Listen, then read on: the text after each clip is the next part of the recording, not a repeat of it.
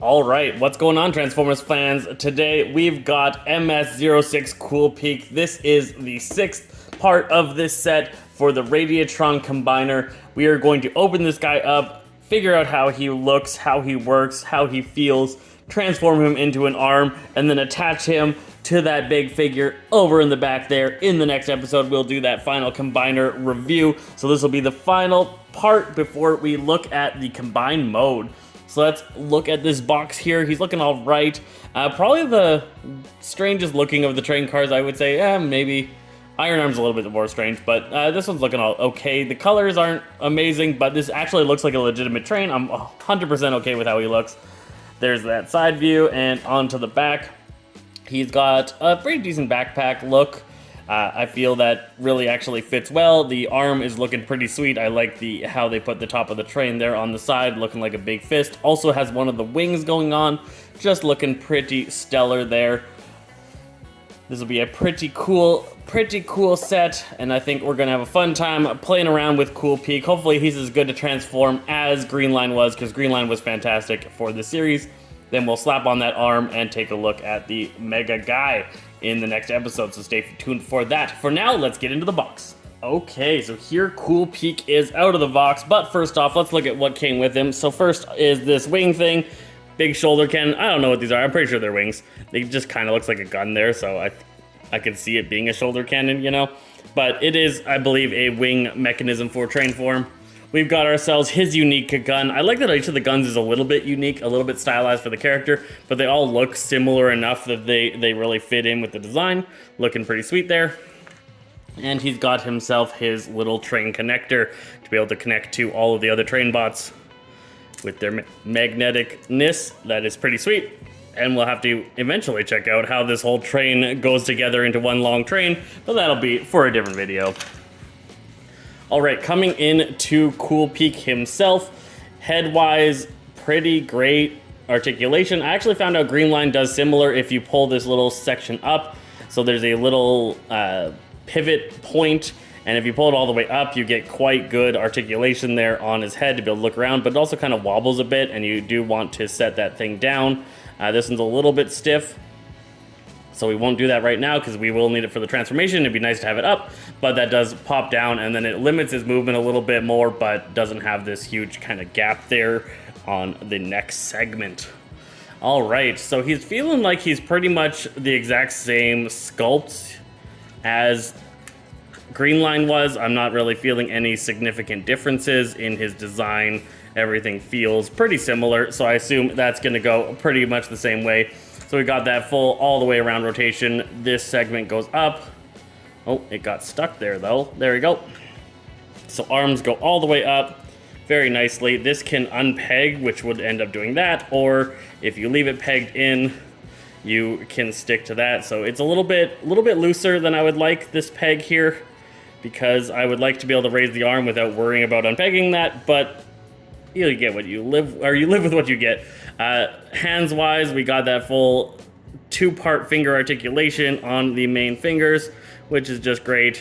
And then we've got the thumb on one ball joint point, but you can get some very good hand positions with all of these train bots. All of them have the exact same hands, which are just great. Both arms are working the exact same way, everything twisting and spinning exactly as we saw with the other trains. So nothing new there, but still good. Still very good. Flaps can go out pretty decent. Back flap gets blocked by the fingers here. So the fingers for the hand on the back here block the back flap, so that's going to limit how far he can go back, but not by particularly much. You can still get a very good back rotation there, so that is working pretty decently. We got that decent ratchet for a nice high knee. High knees are important for good posing. He can get all the way straight out, working pretty good. It has a little bit of a pivot here up at the ball joint in the hip, and I believe there is a rotation point as well, but I could be incorrect. No, it does not look like, so there's no, other than this rotation here, there is no point that the legs actually rotate. So you can't get that full spin there, but that's fine. Ankle tilt does exist, so we've got ourselves an ankle tilt. Ankle tilting is one of the most important things for posing, I would say. If you can't get an angle tilt, then your guy always kind of looks awkward, but if you get that angle tilt, then it looks like they're standing correctly, and that's amazing for stability. So we got a nice stable figure. He feels really good. I like the feel of him. He feels definitely solid. These parts are actually metal here. The rest of it's plastic, but these leg bits are metal, probably to keep that arm nice and strong. Looking pretty good. On the back, the backpack is sticking out a little ways. A little bit further than I thought it did, so I thought it only went to here, but this additional part makes it push quite a bit further back, to the point that he's got a Ghostbusters kind of backpack going on, a little bit larger than I would like, but still, I'm okay with it. The face sculpt gives a very Optimus-y feel if we look at that. Very Prime-like, just not with the little antenna. He's looking pretty good. I like him. I think he's going to be solid. Compared to the other figures, I would say I like Greenline a little bit more, and I think I like Iceland's design a little bit more, but other than that, I would say he's dead in the top of these rather than on the bottom. I think both Moonshine and Iron Arm are on the lower side, and Dark Knight was okay. There was some design things I didn't love about Dark Knight, so I would say this guy's probably third in my list of favorites. Greenline first, Iceland second, I think, and then this guy third. So that's pretty cool. Let's check out what he looks like as a train. All right, guys, transformation is done. Oh, there we go. And we got ourselves our Cool Peak in his fully train mode. This guy is looking pretty good. The train came together quite nicely. It's a decent, like, snowplow train, I guess. Running around in Russia or something with its trainness.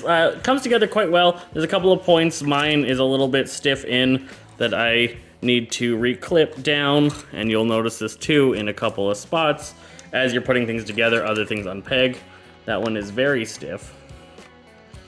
Can't get it in right now. I'd need to unpeg some stuff, and I don't feel like doing it. So there's definitely some things to watch out for while you are transforming. If you do some of these points a little bit too haphazardly, you'll end up with this scenario. Now it's gonna bug me.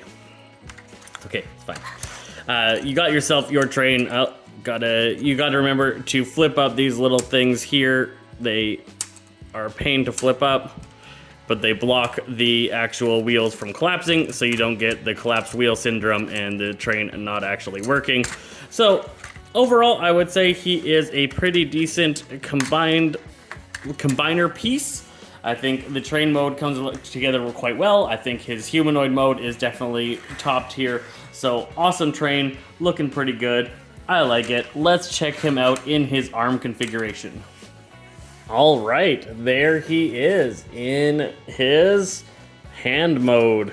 So they've got some good articulation here, a nice double jointed elbow on that big old elbow there for lots of nice locking.